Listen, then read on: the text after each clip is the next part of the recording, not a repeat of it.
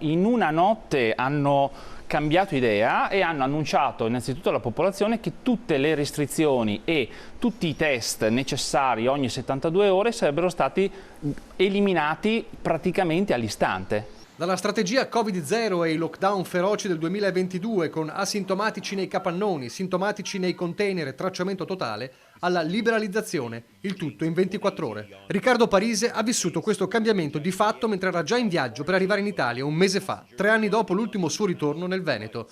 Lui, l'imprenditore bassanese che da 12 anni vive e lavora a Shanghai, in questo biennio di pandemia ci ha più volte raccontato cosa accadeva nel gigante asiatico, ora di nuovo sotto gli occhi di tutti. Stop tracciamento e riapertura delle frontiere, la Cina che cede alle proteste di piazza per le restrizioni durissime dell'ultimo anno e un'ondata di casi e vittime che ora spaventa. Come si è arrivati a questo? 2 fattori per Parise. Primo, la mancata immunità di gregge raggiunta. Tutta la popolazione, stiamo parlando di 1.400.000.000 di persone, sono vergini con Covid e qualsiasi altra vaccinazione, quindi anche le difese immunitarie si sono paurosamente abbassate. Questo, unito a una densità di popolazione spaventosa, ha portato a una concentrazione di casi esponenziale. Vi faccio solo un esempio mio personale. In ufficio ho 8 ragazzi, in 10 giorni 8 su 8 sono positivi. Però è anche vero che in 10 giorni 6 su 8 hanno già risolto il problema e sono già tornati in ufficio. Secondo, i vaccini. Da una parte oltre il 40% degli over 60 senza copertura, dall'altra la scarsa efficacia dei vaccini cinesi. Un vaccino che ha un'efficacia, si dice, intorno al 55% rispetto a Pfizer.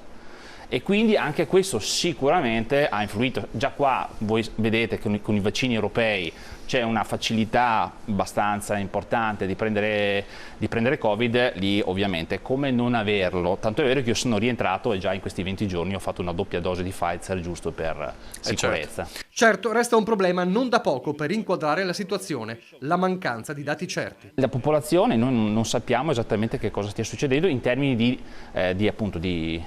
morti. Di morti o anche di positivi? E anche di positivi, ora non danno più indicazioni di sorta, quindi non sappiamo. Ci basiamo sulla nostra quotidianità, si parla di circa il 40% della popolazione, ma secondo me in determinati casi si parla ampiamente del 60-70% dei contagi. E allora chi ha avuto ragione nella lotta al Covid, la Cina o l'Occidente? E dobbiamo davvero preoccuparci? Aspettiamo ancora un po' per avere un bilancio definitivo, perché se io faccio una media dico che nel 2020 aveva vinto la Cina. Parzialmente fino al 2021 aveva vinto la Cina perché comunque funzionava tutto. L'economia è schizzata nel 2021, è stato uno degli anni migliori in termini di business perché ovviamente i cinesi stavano all'interno e compravano in Cina. Poi probabilmente hanno voluto forzare la mano con questa policy di Covid-0. Evidentemente poi quando hanno visto che anche loro non potevano più sopportare questa situazione hanno deciso di smollare. Poi potevano farlo per gradi?